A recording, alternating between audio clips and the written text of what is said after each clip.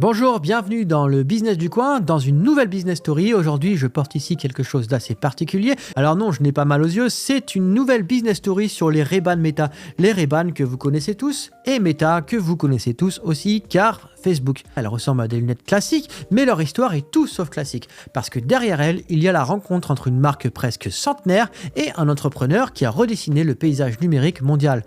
Mark Zuckerberg. Je vous propose qu'on prenne un peu de recul, qu'on remonte dans le temps et qu'on comprenne comment ces deux mondes ont fini par se croiser. Ray-Ban naît en 1937 au service des pilotes américains. À l'époque, il ne s'agit pas de mode, mais d'un besoin, protéger les yeux des aviateurs. Cette création donne naissance à un modèle culte, les Aviators, qui deviendra plus tard une icône culturelle. On peut les apercevoir dans Top Gun, ce qui a propulsé la marque et les Aviators au sommet. Les décennies passent, les styles évoluent, mais Ray-Ban reste fidèle à une esthétique intemporelle. Donc Aviator ou FRR pour celle-là, ce sont des lunettes qui traversent les générations sans perdre leur identité.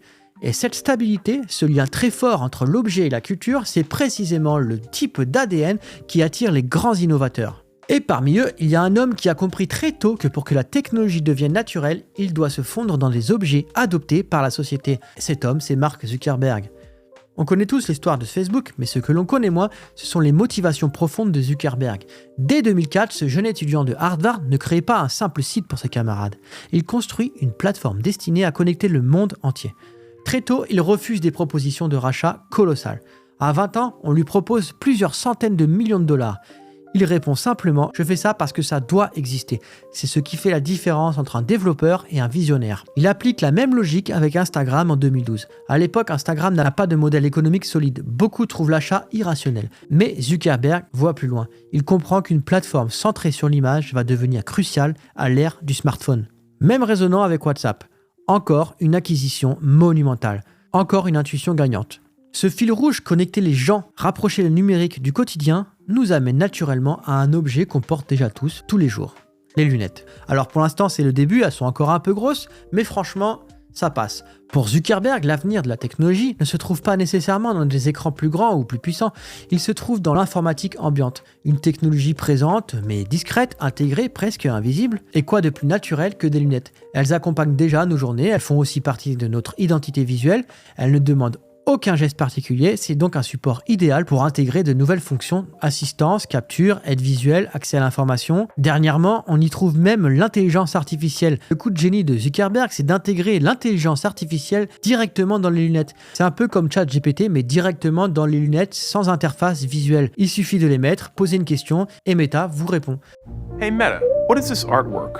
Comedian by Mauricio Catalan, worth $6.2 million. What? Mais pour faire accepter des lunettes technologiques à grande échelle, il ne suffit pas d'ajouter des capteurs, il faut qu'elles restent des Ray-Ban. Et c'est là que les deux trajectoires se rejoignent.